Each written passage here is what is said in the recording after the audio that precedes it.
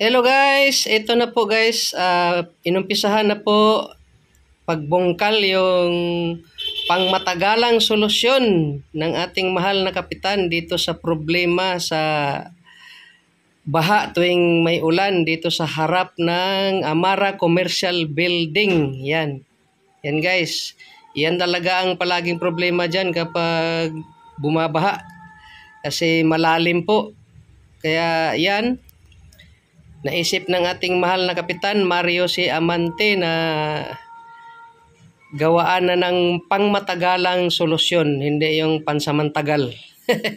Kailangan na yung pangmatagalang solusyon yan guys. Lalagyan yan dyan ng kanal guys, tagos doon sa magkabilang tulay. Ayan, inano na, ginakhammer na yung sa harapan dito ng spider. Inumpisahan na ng hukay. Mula yan doon sa kabilang tulay hanggang dito sa kabilang tulay. Kasi yan talaga ang pinaka problema natin. Tuwing may ulan, yan dyan, magiging lawa. Maraming salamat sa ating butihing kapitan, Mario C. Amante. Saludo talaga ako sa iyo, Kap. Maraming thank you.